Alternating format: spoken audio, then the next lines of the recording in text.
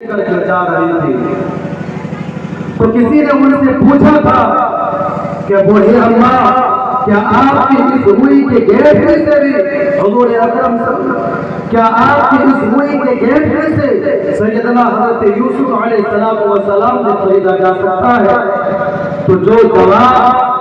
انہوں نے دی تھی وہی جواب میرا ہے۔ اس بڑھیا نے جواب دیا کہ بات یوسف علیہ السلام کے خریدنے کا نہیں ہے، دراصل بات یہ ہے کہ کل قیامت کے دن جب اللہ تبارک و تعالیٰ پوچھیں گے کہ بتاؤ مصر کے بازار میں سیدنا حضرت یوسف علیہ السلام کی بولی لگ رہی تھی، بک رہا تھا، خریدا جا رہا تھا، تو بتاؤ یوسف علیہ السلام کا خریدار کون ہے؟ تو میں چاہتی ہوں کہ میرا بلال حضرت یوسف علیہ السلام کے خریداروں میں نام آ جائے۔ تو حضرت نے فرمایا کہ میرا جواب بھی یہی ہے، اس لیے میں نبی اکرم صلی اللہ علیہ وسلم کی سیرت بیان کرتا ہوں تاکہ کل قیامت کے دن میرا بلال نبی اکرم